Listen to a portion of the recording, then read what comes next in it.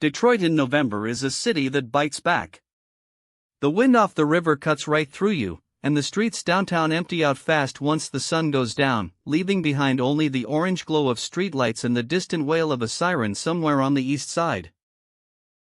Officer Robert Calloway had been patrolling the Midtown district for 11 years. He knew every cracked sidewalk, every shuttered storefront, every face that belonged and every face that didn't. At 42, he was the kind of cop who still believed in something, even when the job made believing hard.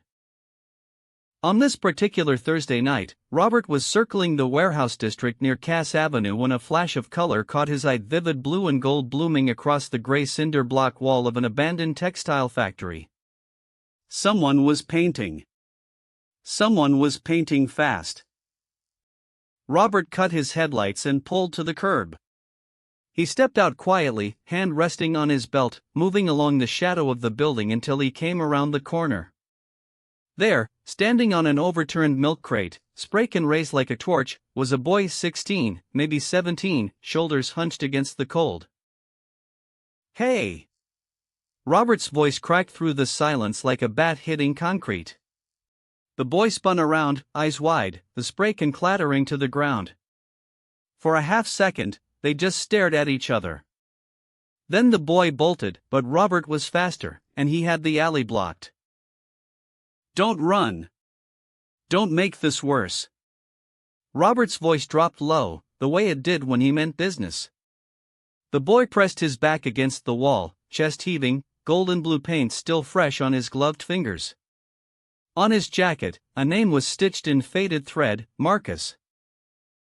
Robert shone his flashlight on the wall behind Marcus, and what he saw stopped him cold. It wasn't mindless tagging. It was a mural, a detailed, breathtaking image of an eagle rising above a skyline of broken buildings, wings spread wide, every feather rendered with a precision that didn't belong on a cold warehouse wall at midnight. It belonged in a gallery. Robert stood there longer than he should have, just looking. Marcus watched him, jaw tight, bracing for the click of handcuffs. When Robert finally turned back around, the hard line of his face had shifted into something the boy couldn't quite read.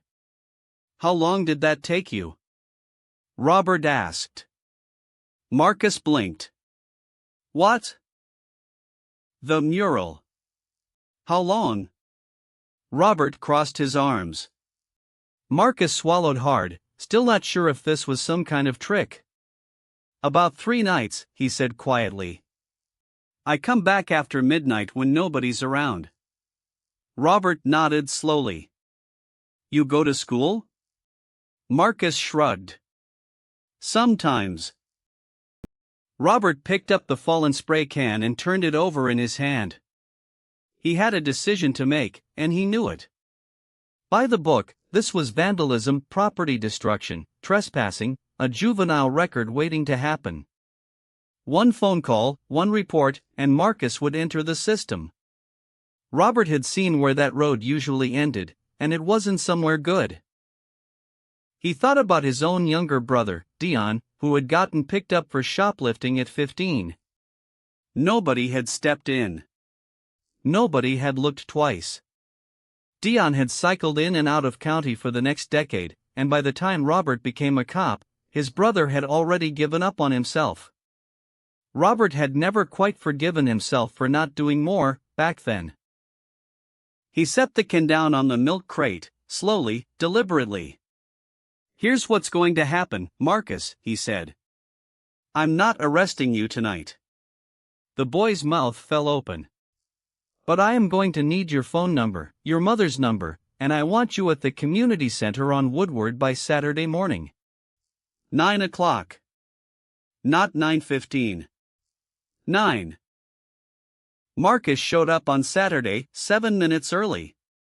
Robert was already there, talking to a woman named Diane who ran the center's youth arts program. She took one look at photos Robert had snapped of the mural on his phone and immediately offered Marcus a wall inside the community center, paint included, no charge. Marcus didn't say anything. He just nodded, eyes a little too bright. Over the following weeks, Robert made it his business to check in. He'd stop by the center on his lunch break, grab 2 coffees from the cart on the corner, and sit on an overturned bucket watching Marcus work. They started talking, really talking. About Marcus's father being gone since he was 8. About the older boys in his building who made easy money and how hard it was to look away from easy when everything else felt impossible. Robert didn't sugarcoat anything. He told Marcus the truth about where those older boys ended up, the ones who ran corners and flashed money. He'd arrested half of them himself. He spoke about them without cruelty, but without softness either, just facts, laid out clean. Marcus listened in a way that told Robert the boy had never had someone sit with him long enough to say hard things gently. By February, Marcus had completed the mural inside the center, a sweeping cityscape of Detroit rising, full of life and color, people of every age reaching upward. Diane hung a small card beside it on the wall. It read, Marcus J., age 16, Detroit. The first time Marcus saw his name on a wall that celebrated him instead of condemned him, he stood there for a very long time. Word spread. A local arts foundation offered Marcus a summer scholarship. His attendance at school climbed. His mother called Robert one evening and could barely get through a sentence without her voice breaking. "I don't know what you said to him," she told Robert. "But whatever it was, thank you." Robert sat with that call for a long time after he hung up. Robert never told anyone at the precinct what he'd done that night on Cass Avenue. It wasn't the kind of thing that fit neatly into a report. But sometimes, driving past the community center, he'd see the lights on inside and Marcus's shadow moving along the wall, still painting, still reaching, and he'd know, deep in his bones, that justice doesn't always look like an arrest. Sometimes it looks like a second chance given in the dark, by someone who chose to believe before there was any reason to.